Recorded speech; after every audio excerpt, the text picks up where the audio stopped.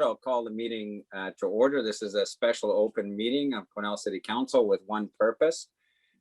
Just a reminder, and for Josh and Ian, I did have Mitch a little bit of stutter on the Wi-Fi on my end today in meetings.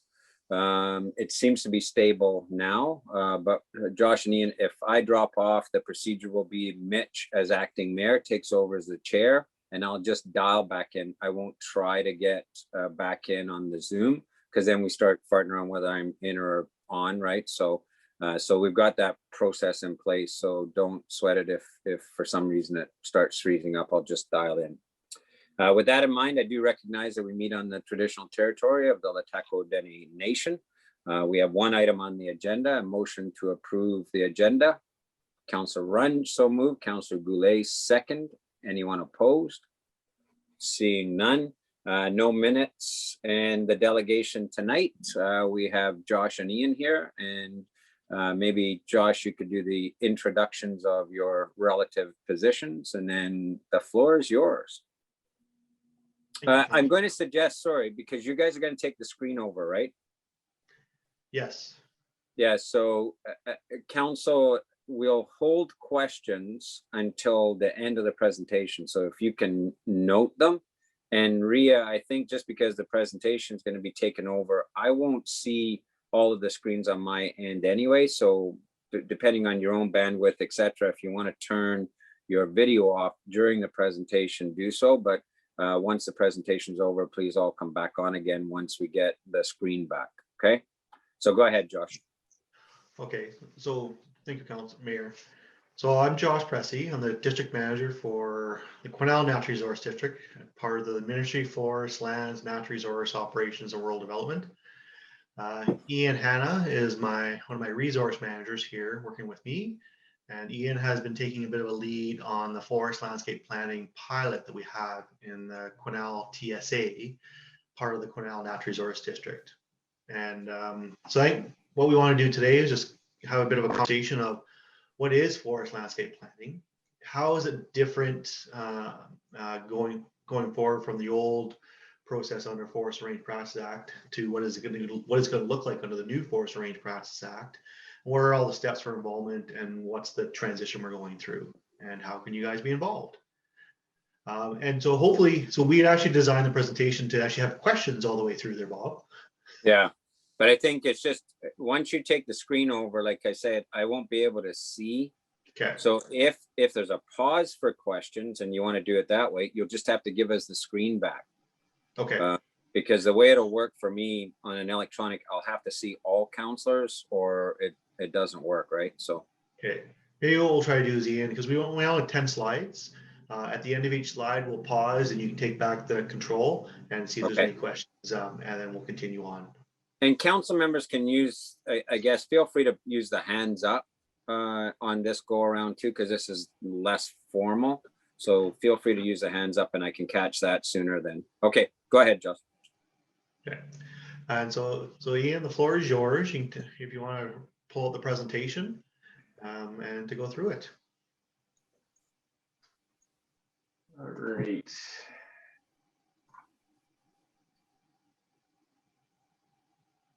I think everybody can see that now. Yeah.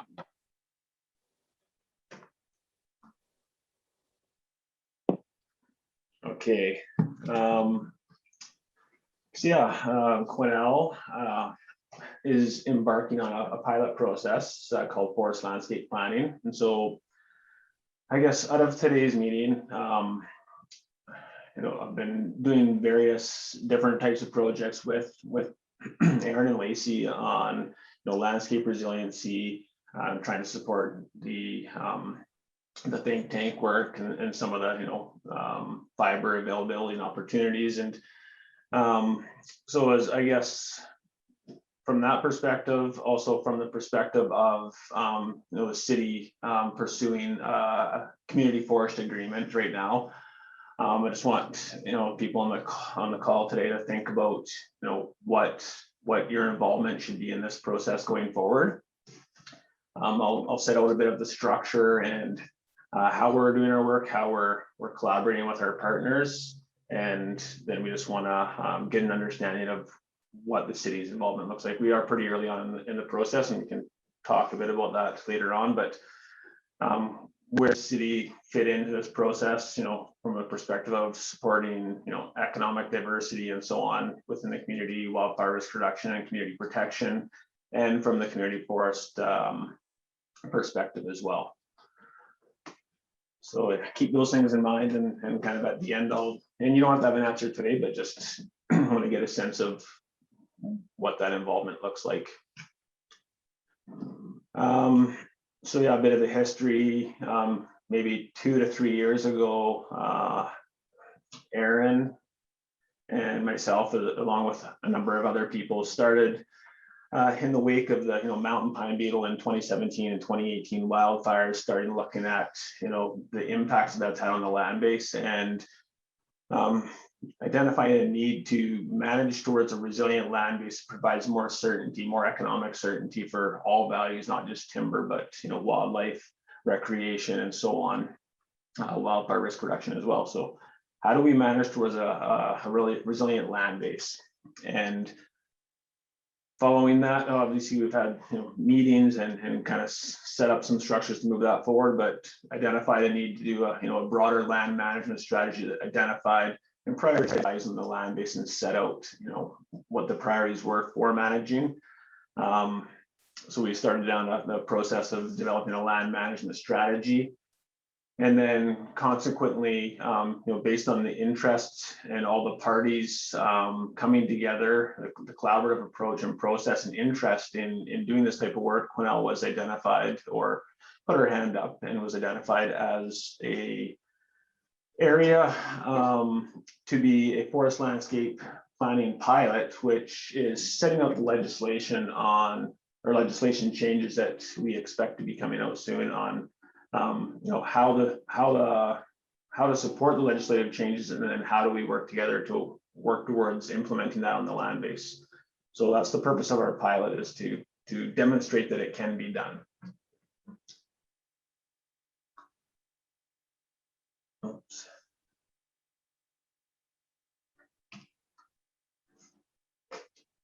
So what is forest landscape planning? Some of you may be familiar, but under current forest management, the Forest and Range Practices Act, licensees have been required to have a forest stewardship plan.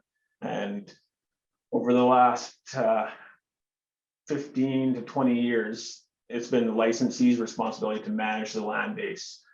Each licensee individually has a forest stewardship plan that identifies how they're going to manage for specific values that have been identified as required objectives to manage for. So each licensee exclusively manages land base with no coordination. So the forest landscape plans are intended to replace that. We intend to have one forest landscape plan covering the entire Quesnel timber supply area, and that one plan will be coordinated between all license holders and all managers on the land base. So what we're hoping that will do by implementing a forest landscape plan is to establish clear objectives for management of the land base. So we would set out the defined values over a specified area where we would do that work. So great examples are directly around the communities in the wildland urban interface areas. Our number one priority might be wildfire risk reduction, but then we may be also looking at managing for recreation values. And so trying to identify the values we want to manage for that support not only the economy, but the safety, interests of the public and other stakeholders. And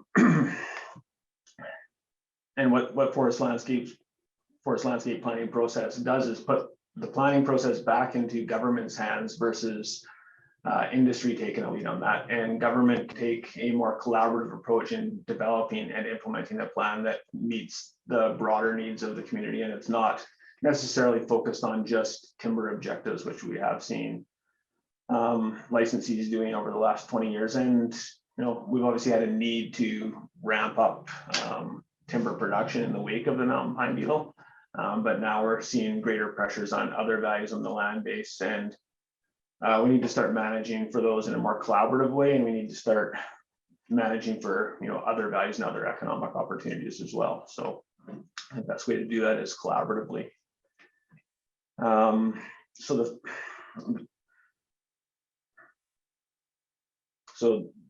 the framework to do that is through this forest landscape plan and subsequent forest operational map that will set out where that, or the forest operational plan, sorry, that sets out where that work is going to be happening on the land base.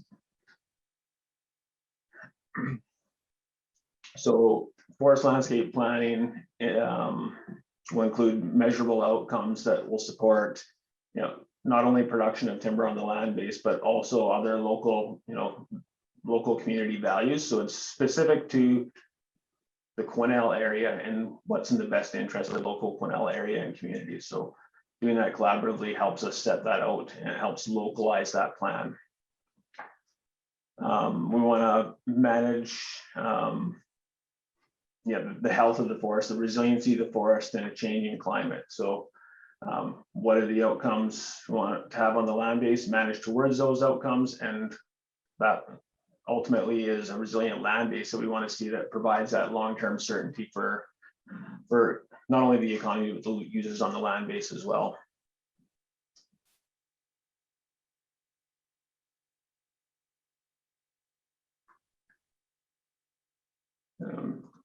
Technically challenged. I don't know how to stop sharing to ask for questions at this point.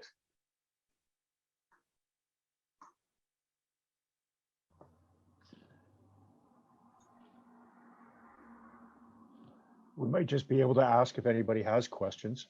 Yeah, we could do it that way, and then the speaker is going to pop up. So maybe if people activate their videos, let me see, I've got my participant list up. So if somebody wants to just try putting their hand up to see if I can see it on my participant list.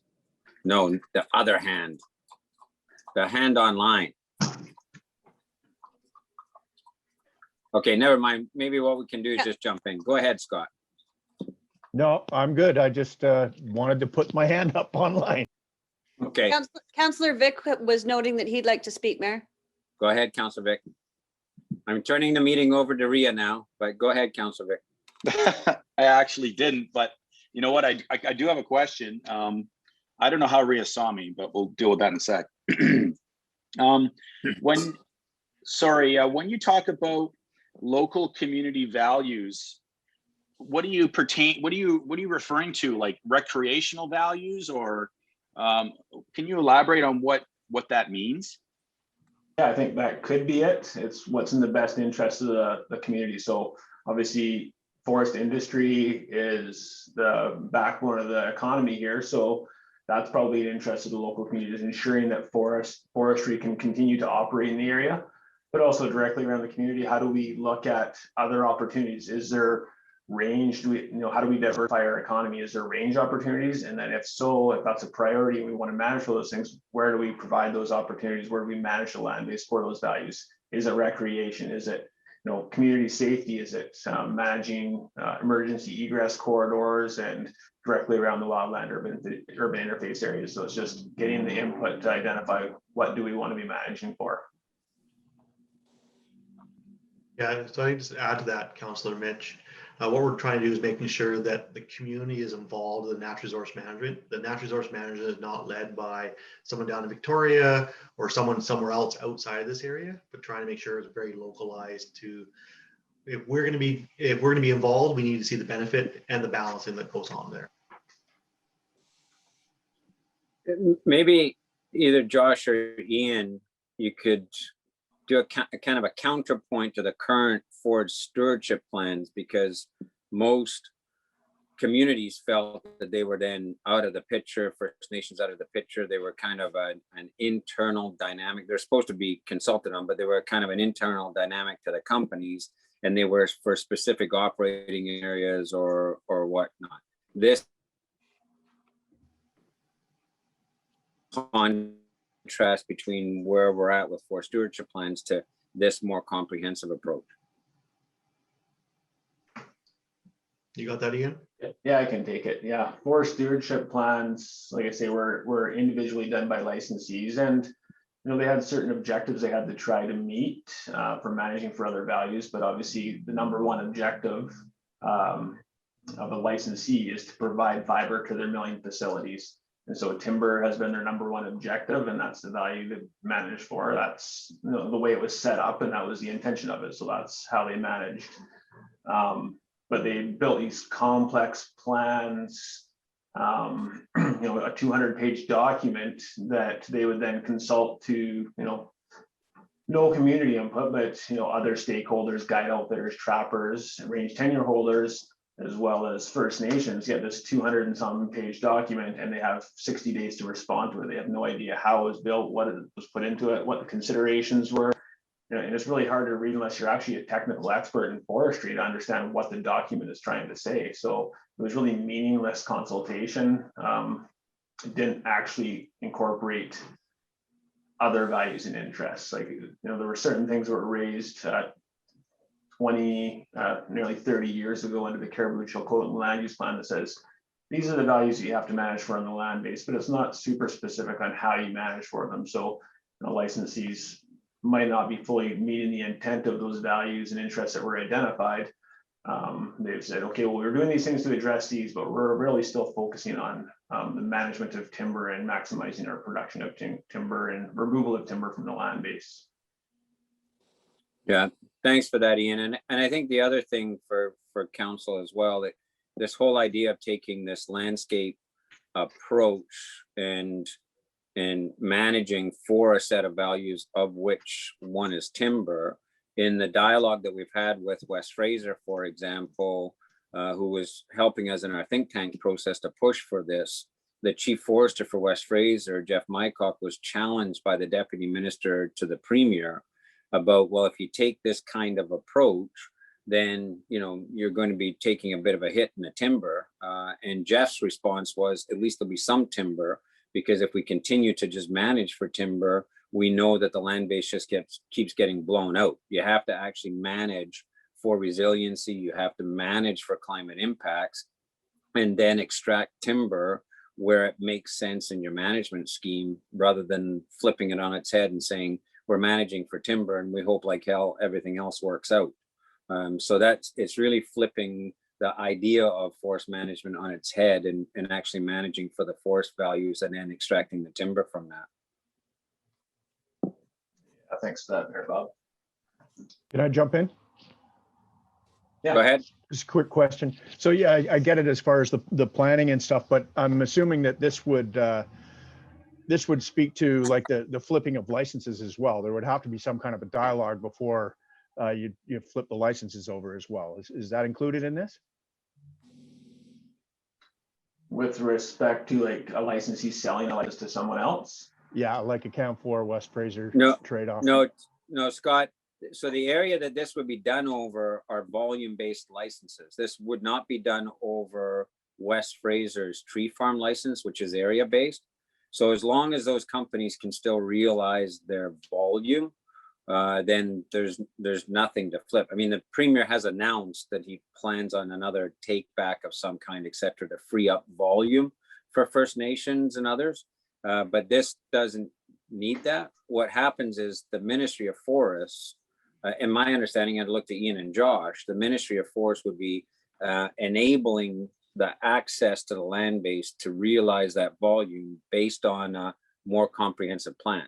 Whereas right now, they've got a volume license, they go find some volume, they put a cutting permit in, and they go cut the trees. So this doesn't require any sort of necessary required changes in volume, as I understand it. Ian and Josh? No, that's right. Very correct, Bob.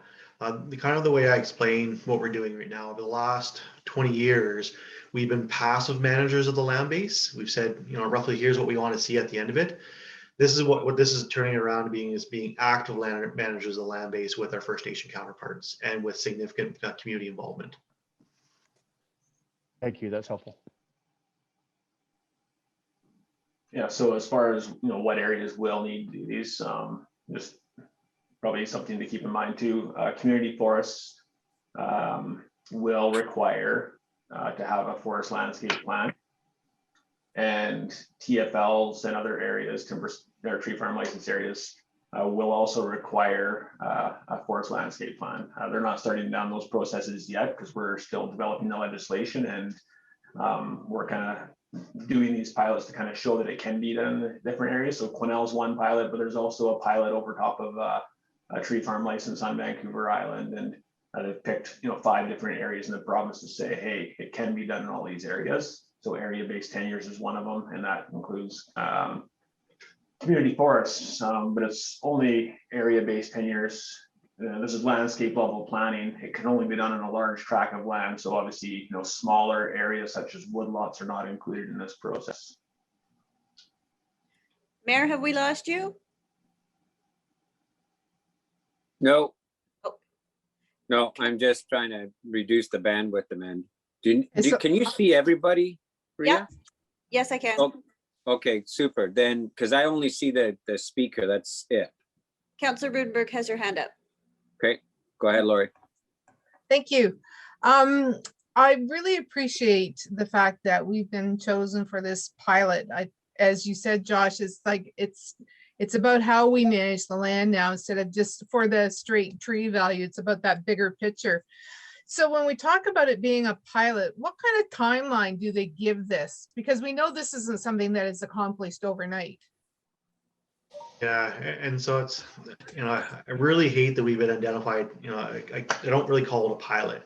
What I would say is we're the first one to implement the possibility of a Forest Range Practice Act change. Because the concept of pilot is you try something, you work your way through it, there's an end to it, and then you make a decision if you're going to if you're going to be going on. We've already made that decision as an organization that we'll be doing this and we'll be moving forward with it. So we are the first implementers of this new way of doing forest landscape planning. Okay, because like I said, when you use that word pilot, it means that there's usually a goal end date to figure out whether it's working or not. So I look at our council here, and we have a mayor who's really understands forestry. We've got councillors who have bits and pieces of knowledge. So what happens when you have in the future, when you have a council who doesn't have that knowledge base when it comes to these kind of discussions in the future, when you're looking at making, how you change the plan as the future moves forward? So I think that's kind of why we're trying to set these types of process up so they're quite flexible. It all depends on how much or how little a community and First Nations in the area wants to get involved in the natural resource management in their area. Some communities want to get heavily involved, and they may not have depth of experience, and that's okay. We'll figure a way how to get them involved. Other communities have lots of experience and lots of interest. We want to make sure that they're involved. Other areas probably may not have very much interest at all, and that's okay as well. We're trying to make sure that, again, it's representing the community as the area that the timber supply is in, and it's not a one size fits all. Great, thank you. And I think, Lori, just a quick answer. We've got Aaron and Lacey on too, and once we get our community forest and we become an actual tenure holder in partnership with the First Nations and we're integrated into this process, then there's longevity and continuity at the staff level, much like we've got in public works or much like we've got in rec or whatever the case may be. So I think it becomes, over time it becomes integrated, and because we'll be a tenure holder, we'll be integrated into this new way of doing business on the land base.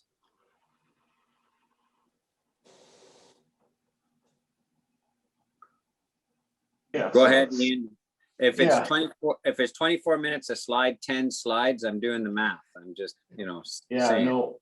We'll Just get kidding. into lots of initial questions and kind of just setting the stage there, but yeah, obviously we wouldn't be having this meeting with, mayor and council today if there wasn't interest from the community and, the landscape resiliency, the wildfire risk reduction management, the opportunity for a CFA and having to be, going through this process. So it's the conversation today is like, here's a purpose and an opportunity to be involved, and then you guys can make a decision to what extent you want to be involved. Obviously, knowing that you have a CFA coming up and you're going to have to go through this process yourself, it's probably beneficial to be part of the process and understand the the work that goes into it. So and then also, as we're stating out management strategies to identify what's happening where on the land base, directly around the community, we have, risk reduction, recreation, range, all those things might have implications on timber availability. And so, if you put your CFA directly around the community,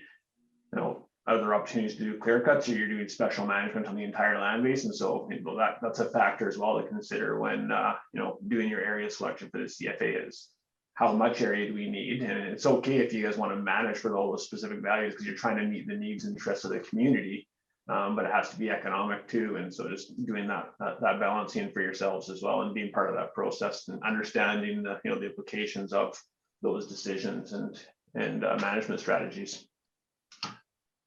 So I'm gonna move on then. For Quesnel specifically, obviously the legislation will kind of set out the framework, but locally we can do the work that best suits our needs. And so that's the great thing about this process. And so for us, we see it's an opportunity to enable government to government collaboration with First Nations. Also, additional or more collaboration with our industry and community partners as well. So that's, we talked about a change from the past where that opportunity wasn't there. So we think the FLP process will help create certainty for the current and future forest operations. If we set out a plan that supports a resilient land base in the long term, we know that it's going to support all those values in the land base. We're going to see less disturbance, less beetle, less fire, because we're managing for those values in the long-term resiliency. So we would hope that by managing that way, we'll see that less disturbance, which would provide more certainty for industry because they know that the fiber is going to be there, but also more certainty for those other values because we know those recreation or wildlife habitat opportunities are going to be on that land base because we're managing to make sure that they're there long term. And it'll set priorities for the management of the land base. So again, just what do we want to manage for? Again, around the communities, it's probably wildfire risk reduction, but those are all conversations that the group as a collective is going to decide on. Where is timber our number one objective? How do we maximize that timber opportunity? Where is, wildlife our objectives? And then how do we do the trade-offs and balancing? We want to ensure the economic opportunities are there, but also ensure that those other values are managed for and are able to be sustained on the land base long-term through our management strategies. So how will the landscape plan do that? Well, it'll provide clear direction to licensees on how the land will be managed and where it will be managed. So where harvesting can occur and how. It's very clear, spatialized. I know where I'm going to be going and what I'm going to be doing and how I have to manage. It'll also define where licensees and operators on the land base cannot harvest. And it'll clearly define spatially where the harvest priorities are so that licensees know based on the management strategies where that volume is. So it just provides more certainty about how much and where. And I'll get a little bit more into the details on that through the timber supply review process and the allocation of the annual allowable cut and where that provides that certainty for industry. But we envision that the forest landscape plan is going to set out clear, measurable, verifiable objectives so that we can look at it and say, here's what we want to manage for on the land base. This is the outcomes that we expect on the land base. So it's measurable, verifiable. We can say, did we meet that? Yes, great, check. We didn't meet that? Okay, what adjustments do we need to make to the plan to better manage for those other values and interests? So we're trying to balance and meet the needs of all the users on the land base and maintain as many values on the land base as we can. And then we can monitor that to make sure that we're actually meeting those interests in the long term. So a little bit more technical detail there, but any questions on that? Chair Rhea? You seeing anybody? Sorry, I was on mute. I don't see anybody with their hand up. Okay. Fine, go ahead, Ian. Okay, so obviously one of government's priorities is to support reconciliation with Indigenous nations. So we've set out through some of our foundation framework agreements with our Indigenous partners, we've set out a decision-making structure on a shared decision-making model that helps to set out at the front end, at a landscape level, how the land base is going to be managed. And what we think that will do and what we envision that will do is to identify issues early so that when investment is made on the land base, we know with certainty that First Nation concerns have already been addressed at that landscape level. So we don't expect when a licensee has put all this investment into the land base and they go to apply for a cutting permit, that a First Nation comes in and says, actually, no, you can't do that. We have concerns there. So it's efficiency on both sides where we're not at the back end fighting over how the land base is being managed. We're all agreeing up front, this is how we think the land base should be managed. And with the table that you see there, where the government to government joint leadership table with the Indigenous Nations NBC, their role is not to actually make the decision. They're kind of leading the process and saying, yes, we agree this is how the land should be managed, making a recommendation to the decision maker, who at this point legislation will likely lead to the chief forester being the decision maker on the forest landscape plan. So we'll jointly make a recommendation and say, hey, this is how we think the land base should be managed under this plan. And then the chief forester will look at it and say, yeah, okay, what are the implications of that? Does it support industry? Does it support, the stakeholders? Does it support reconciliation? All her considerations in making that decision, and then the decision would be made there. So Ian, as Bob, if I could just jump in here, just on that question. I mean, the chief forester's office is still the chief timber supply officer for the province. And I know that's one of the concerns that some of the First Nations have. It's certainly a concern, through our think tank process that's been expressed.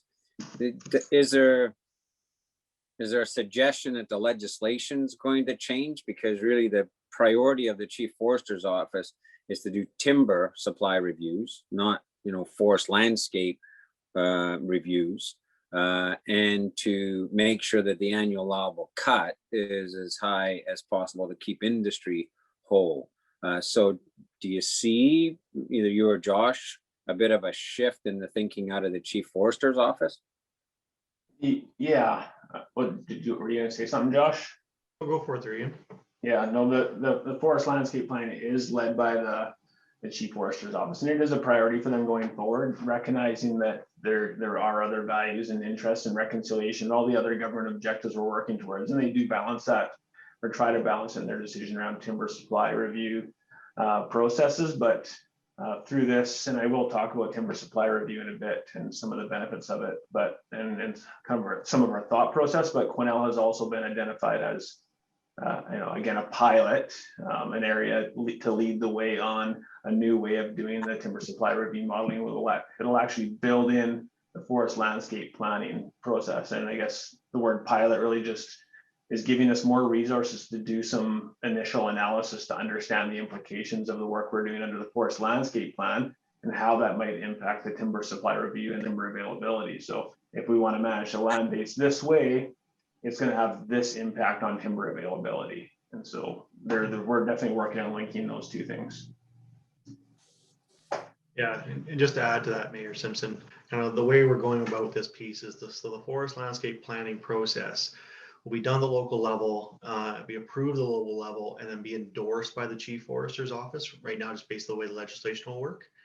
And because the forest landscape planning is a forward-looking document, where the chief forester has always been a backward-looking process with her annual allowable cut, the timber supply review will actually end up being an output of the forest landscape planning as well. So it's what we're trying to do is actually have a lot more things more localized and more connection there. Yeah, great, thank you. Okay, so just to finish up this slide, we have in the middle of the slide, we have the Quesnel Natural Resource District Planning Committee. So that we have our Indigenous partners. It's kind of more of a table that coordinates all the planning and technical work to build the forest landscape plan to make the recommendation to move that up for approval. So we have our Indigenous partners, we have our major licensees, we have government staff, and then we're working through the process of identifying other core partners in that process and figuring out, who's a core partner, who's a technical expert or a subject matter expert that's going to feed into the process, who's developing the technical working groups and the advisory groups that are going to support that work, where that group identifies, we want to manage for mule deer in this area, mule deer winter range. How do we do that? And then what groups do you bring in, or wildfire risk reduction? Okay, let's bring in BC Wildfire because they have the expertise on developing management strategies on where and how to manage for wildfire risk reduction around communities. So where to bring in those groups to support that process in building the forest landscape plan. So again, we're figuring out kind of who our core partners or key partners are at that table, and then who is just supportive to that process. And so this is where I'm kind of posing the question: is this a spot where the city, maybe Aaron and Lacey represent the city at this table to understand the process, feed into the process, represent the community and community interests in building that, and then also understanding kind of the process that's involved in building a forest landscape plan, so that it can be replicated in the future, or just adopted because you were part of the process and you understand it and you're comfortable with it. So just to understand there. Any questions? Yeah, and I think Ian, when you made that comment at the beginning, maybe Josh, you can clarify, because Aaron was asked a similar question, and I thought we had landed on the city through our forestry staff being an inherent part of the process. So maybe Josh, you could speak to what your thoughts are around that. Yeah, and my thought is kind of the city belongs as a community forest at the planning committee table, mainly because they're going to be a fairly substantial licensee in the area now, or fairly shortly, with a large area that's attached to that, right? So it's so I think there's a fairly good opportunity for for some joint collaboration there, and as well, you already have the First Nations that are part of that table that will be part of your community forest. I don't think they'd like to see something separate either. So it's just, or at least there's an opportunity there. Well, and I think the other thing for council's edification, I would make 2 points of clarification here, because we're working with the Southern Decathlon on the QJS property, and we're making the case that in that dialogue, we need to be at that government to government table. But the reason for that is that property will end up fee simple, and we as a municipal government will end up as the planning authority. In this case, it's the planning for Crown land, and we don't have Crown land rights. So that government to government joint leadership table is appropriately the First Nations and BC, and it's not where we belong. But I agree with you, Josh. I think where the city belongs is at that planning committee level. And I would add to your the comment about us being a licensee in partnership with the First Nations, but also, as we know, when we do our planning for our license area, that license area can be greatly impacted by the surrounding larger Crown land base, and the management of that Crown land base is integral to the health of the land base we would have under license. So I think that being at that planning committee table is the right place for us to integrate that dialogue. Yeah. So I know things have been evolving. When we started with the landscape resiliency, we were working together, and we started the land management strategy, and we had a bit of an idea of what the structure would look like and where the city would sit. And we talked about Aaron sitting at one of the co-chairing one of the committees, maybe like a public advisory group of some type, or whatever that might look like. But then being then appointed to a forest landscape pilot, structures and decision-making structures and the makeup of the groups is slightly changing. We haven't really nailed down what those groups all look like yet, but more recent conversations in the last couple of weeks have pointed to, we think the city should be at that table, but didn't want to, wanted to kind of just present the information today, and then you guys can have some conversation about it. But it totally makes sense that the city would be one of the core partners there in this process. So that's all I have for that slide. If we're any more questions or thoughts on kind of that structure and city involvement. But I just want to add one more thing. This is a fundamental change in the way we're doing business within government. And, in the past, we would have been doing the planning with licensees, maybe with some communities, and then with First Nations at the very end, and then we would have consulted with the First Nations on what the plan was after there was already a lot of work done, a lot of investment done on that planning process, which would make it really difficult for any input from First Nations to make any changes. Now we're actually flipping around where it's, government and First Nations are shoulder to shoulder on the land base, making those decisions with actually advice from the planning committees on what it can look like. And then at that joint leadership table, then providing that final advice to the statutory decision makers on the decisions that need to go forward. And so it's really flipping it on its head. So it's, I think there's a real great opportunity here. And we have a great group of First Nations in our area with the Southern Decolonization Alliance that are around here, and with Estill as well. Really fabulous perspective from them. So it's been nice to work with them. And I think you're probably seeing that with some of your working relations with you had them already. Yeah, absolutely. Well, Lorianne, am I allowed to ask you if you're able to answer? Yeah. Sure. So I see the model you've got here. So what happens if there's a conflict? Say at the QNRD planning committee table, there's the forest licensee rep is not liking what he sees or she sees. Where does the conflict resolution process occur, and where does it head to be resolved? Sure. So the expectation is, they start at the working tables, the technical working groups, and if they're unable to get to a resolution, it goes to the planning committee table, and that has more of a senior staff there and senior decision makers of those individuals there. Then if they're unable to make a determination there, and of course it'll go up to the joint leadership table to looking at kind of resolving the conflict and resolving dispute that happens to it. And then because there's we're not changing who's the statutory decision maker on this. So these are all providing recommendations to government for decisions on the land base. If by chance there is no resolution at all those stages, then it's left to the one person to make resolving that conflict. So basically this is set up to try and have any kind of conflict resolved before it gets to that final decision maker. That's the purpose of having this table, so you can sit and actually resolve any of those issues before moving forward. That'd be my preference, because I'd be the one probably at the end making that decision. And I've been there a couple times. It's not the funnest spot to be in. Yeah.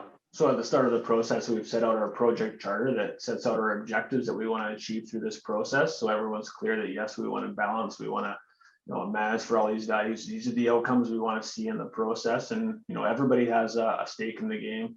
And from a First Nation perspective, they've recently received license or replaceable for licenses, so they have a significant economic gain interest in the game as well. But how do we? It's just coming to that consensus. So our charter just lay out kind of the direction we want to go, and everybody's on the same page from the start. The specific details might lead to some challenges, but we do have the terms of reference that sets out who's involved, how we're working together, and then how we resolve those disputes we might have. And like Josh said, ultimately, maybe we have to put to the chief forester, like, here's what one group wants and here's what the other group wants, and then maybe an option in the middle, and the decision maker can make a decision on what's best for balancing all of government's priorities, economy, reconciliation, and so on.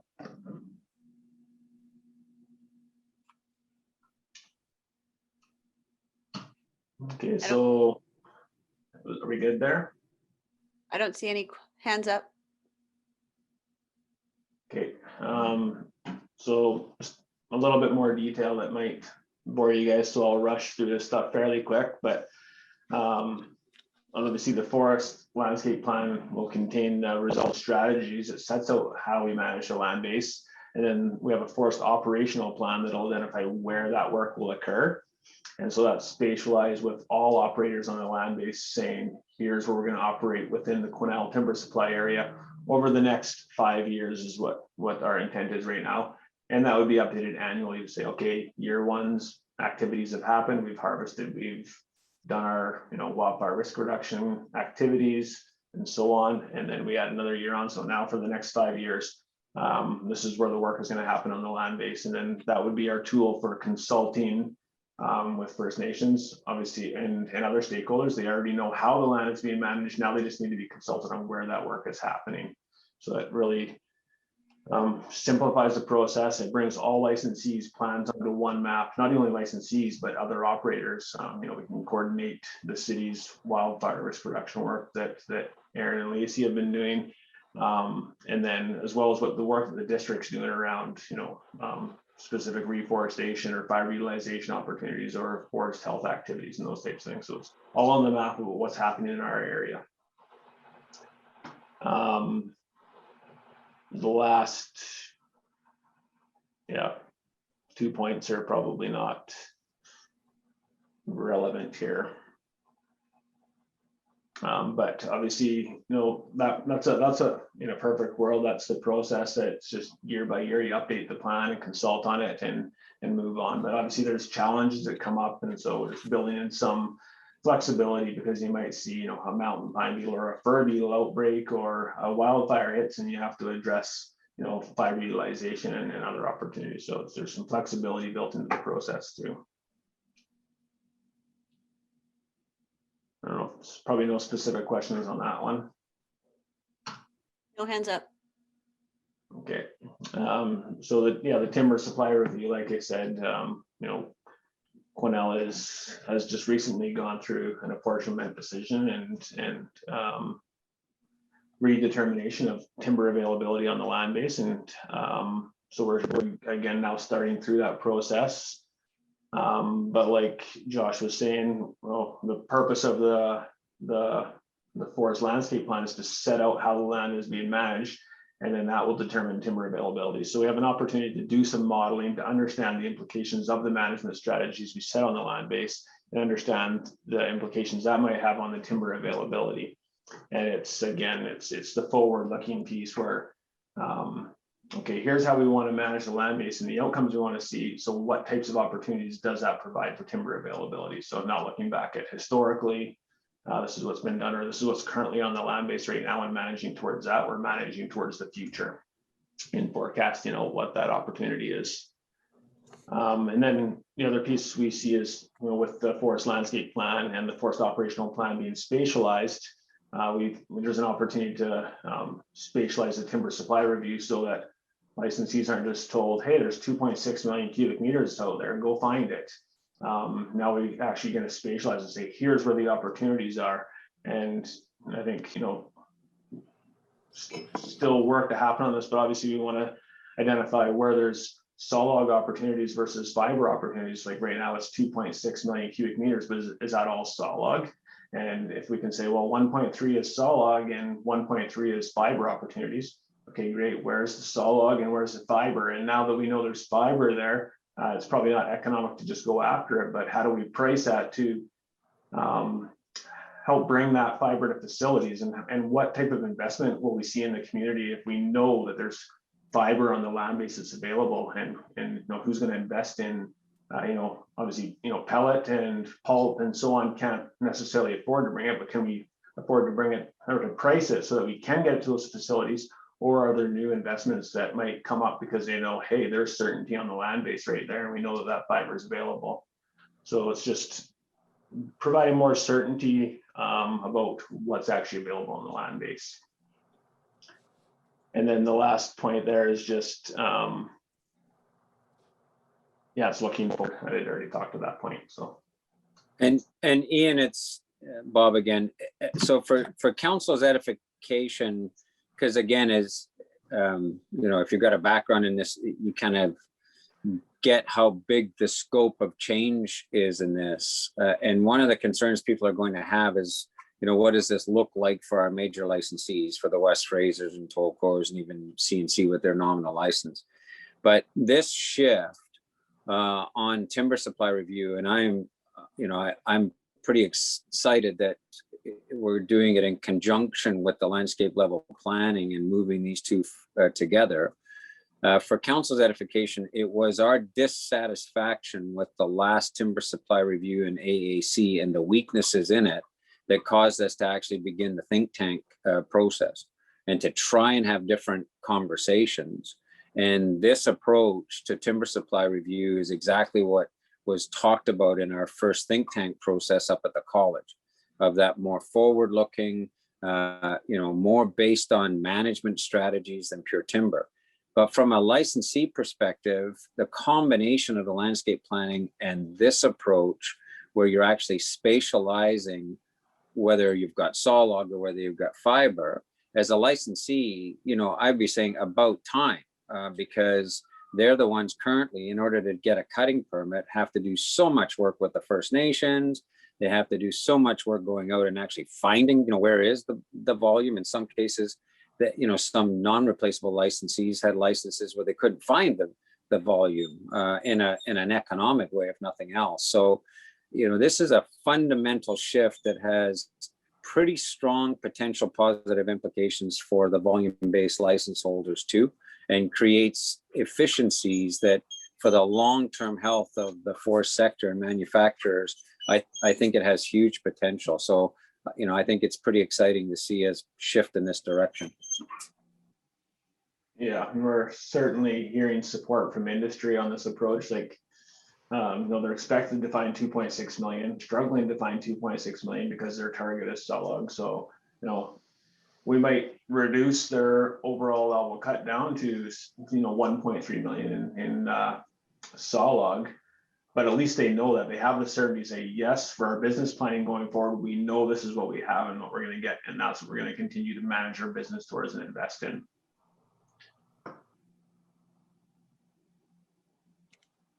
Any other questions or thoughts on that one? No hands up. Okay, this is probably, I'll just very quickly glaze over this one because it's probably not that important, but ultimately we want to, as I was saying before, be able to have measurable and verifiable outcomes so we can look at them and see, are we meeting those objectives? And we're doing that, you know, planning to do it jointly with our Indigenous partners and having them out on the land base and doing those assessments. But are we meeting the outcomes? Yes, great. No, okay, what changes do we need to make to our plan? And that's just an iterative process of updating the plan annual or biannual or whatever that looks like, depending on the needs there. So it's just updating the forest landscape plan to ensure that it's meeting our intended long-term outcomes and resiliency of the land base.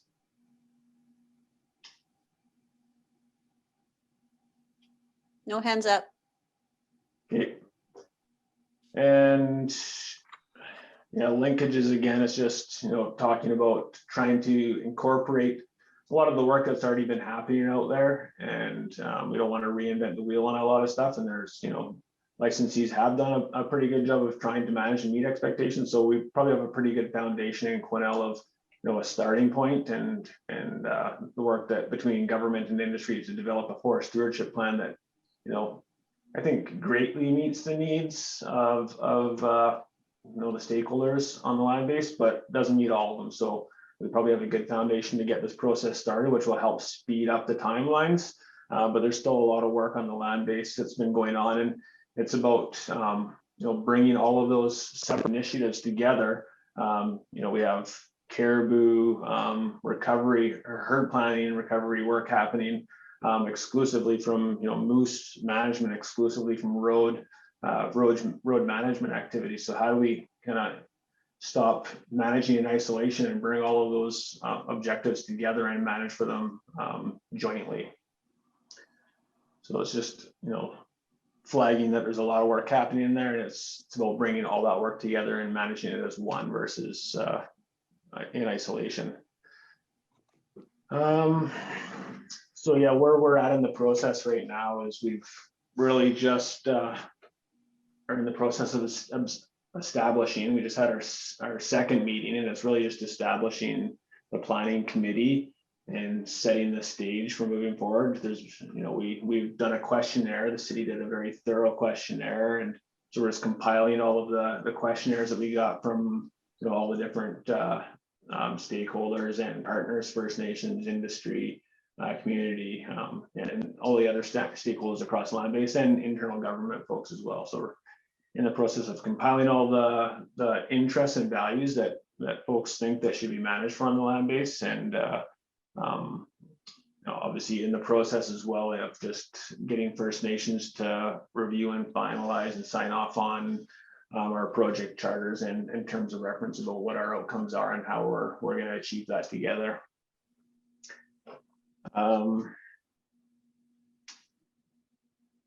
So yeah, I guess as an overall timeline, we're still looking to set up some of the structure and communication, how to communicate out, who to include, when to include them. But now we know that I think what I'm hearing is that we'll include the city at that main planning committee table going forward. We're planning to meet once a month, and really just that group is responsible for pushing the project forward, and we have a consultant on board to, you know, do the compilation and the creation of the forest landscape plan, but then identify all the things that, you know, all the needs and extra work that has to happen, and we'll appoint that to different groups to do that work and feed into this process. So we're really technically only a few months into the process. It took quite a while to kind of set the stage and do some internal work within government and understand what the pilot looks like, or the forest landscape planning process looks like. But, you know, we're expecting that it's only going to probably take us 18 months or so, 1 year to 18 months maybe, to get a draft in place. And obviously that depends on capacity, and we're trying to support capacity in different ways. But, you know, a year to 18 months to get a draft plan in place, and then we can work on, you know, there's more to come after that with the forest operational plan to spatialize where that work is happening. And then obviously a transition strategy from the current management strategies into the new way of managing the land base, in that more kind of collaborative way. So any questions about where the process is at? Councillor Vic? Thank you. My question kind of goes off from where you were talking about the spatialization of the fiber, and your comment there was there may be some work to do on that end of things. Who bears the burden of sort of identifying where industry and others chases the saw logs and where they chase the fiber? And who currently does that work now, and who do you see doing that work in the future? Your thoughts there, Josh? Yeah, sure. So right now, kind of under the, you know what I call this is, you know, passive management. The chief forester, the way she'll do it is identify what's the maximum amount of fiber that can come off the timber harvesting land base within the TSA. She doesn't determine kind of what's economical or not, and or what value actually gets off that piece of land. That's up to the forest license holder to determine what's economical or not, and where can they actually go after and find it. So it's fully up to the current forest licensee holders. So West Fraser, TOCO, whoever purchases it from BC Timber Sales, or for the non-replaceable forest licenses we put on the land base. Those are the ones that determine kind of where it looks like. Where we're trying to turn the page around this piece of with the forest landscape plan, identify where we want to go, what we want to look like, what that area looks like, through the timber supply review with the chief forester, take the forest landscape planning and project forward. This is where we actually want to go, and these are the areas we want to get out of it. and what's the volume that we can get out of it, either, you know, identify some saw logs areas or some fiber areas. How do we go about that piece? And then the license holders that have a saw log license would be able to go after the saw log areas. And then the other opportunities we'd be looking for other businesses potentially to go in there. And I think that's the opportunity for diversification. Did that answer your question there, Mitch? Sort of, yeah. It just seemed like I understand what you're saying. The license holder is responsible for determining that now, but it sounds to me that there's a bit of a paradigm shift where now you're spatially organizing that. Who does the work to determine where saw logs are and where fiber is? Who will do that work? It's the planning committee. They'll do that in support with our timber supply analysts. Yeah, so the forest analysis inventory branch who does the TSR work, well, I mean, it depends on the data we have now and what data needs we might have. Maybe we need better information about what's on the land base, because you can't just go by, you know, the current information that says, here's the timber types, and you say, okay, well, there's a 100-year-old pine stand. But right now we don't know whether that is saw log opportunity or just a fiber opportunity. Is it dead? Is it burnt? So we need, you know, better data, hopefully, you know, through maybe LiDAR or something might be an option to say, give us better information about what's on the land base, and then we can do that analysis and say, okay, well, here's the fiber opportunities or saw log opportunities. Then industry can go and say, they can be a little bit more focused on where they put their efforts to say, okay, I know here's where the opportunities are.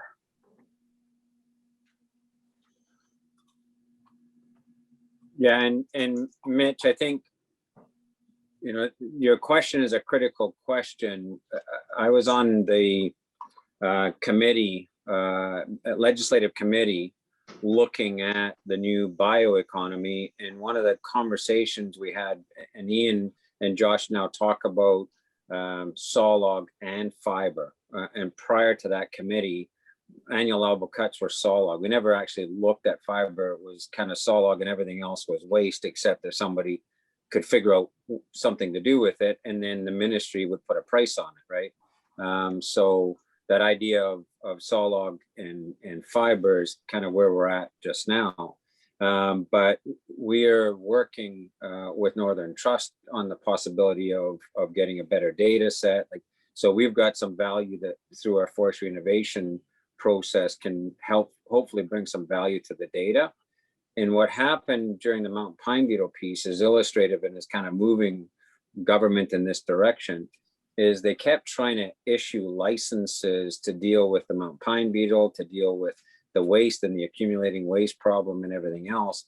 But because that commercial lens was never put on by the forest, Ministry of Forest or the Chief Forester's office, industry was often coming back and saying, yeah, you can give us all licenses you want, but if we can't commercialize it, we can't make sense out of bringing it in, then it doesn't, you know, work for us. And that was one of the arguments we had with the last number for the AAC, because the actual commercial number was a heck of a lot smaller than what was being publicized as the annual allowable cut. And at the time, as a council, we were, you know, cutting operating budgets. We were getting the monkey off of industry's back, all in the justification that the industry was really hurting and the AAC was going to come down and all this stuff. And then the number was still quite high. So it was very confusing for people. So this spatializing and commercializing of whatever the AAC is, I think is vital for us to really understand what's happening on that land base and within our citizens as well, and stop some of the confusion that we get when it seems like we're at counterpoint to the, you know, to our citizens' best interests when we do some stuff. So.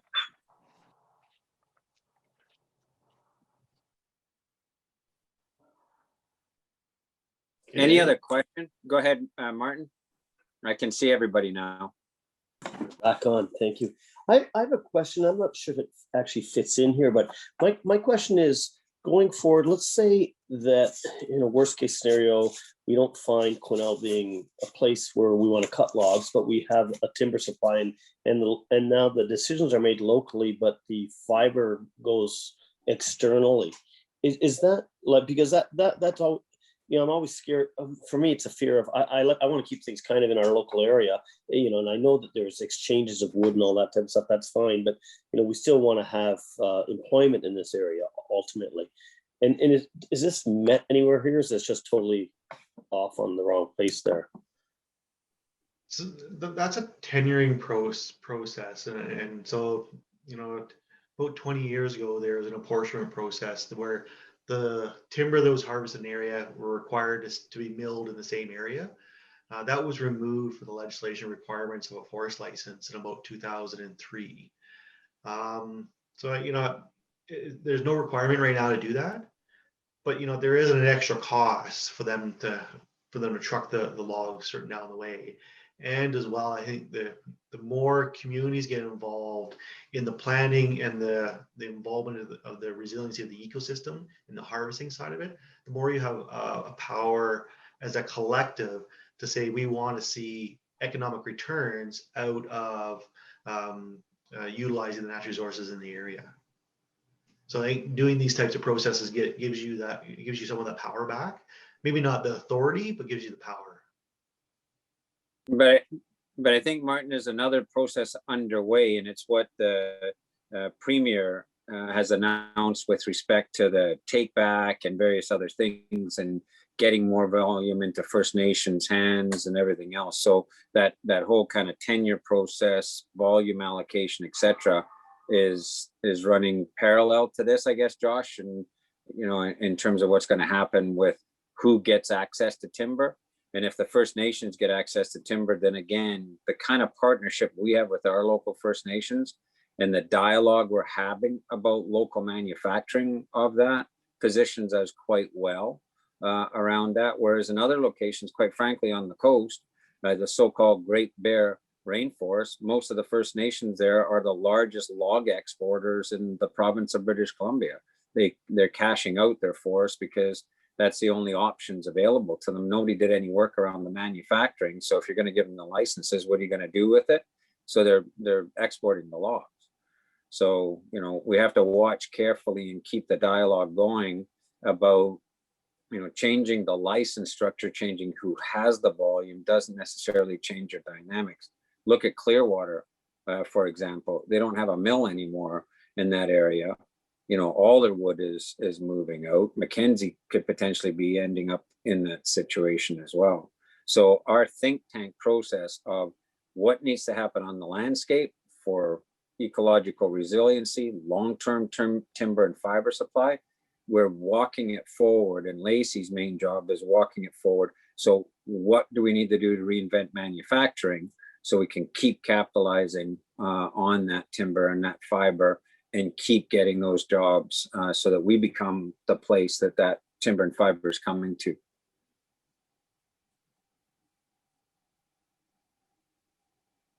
Okay, any other questions from council? I'm not seeing any. Josh, Ian, famous last words. What about, hey, Lacey and Aaron, you guys have any questions? I know you're vested in this. You're allowed to ask questions too. Yeah, we certainly are vested in it, but Mayor, we don't have any questions at this time. Okay.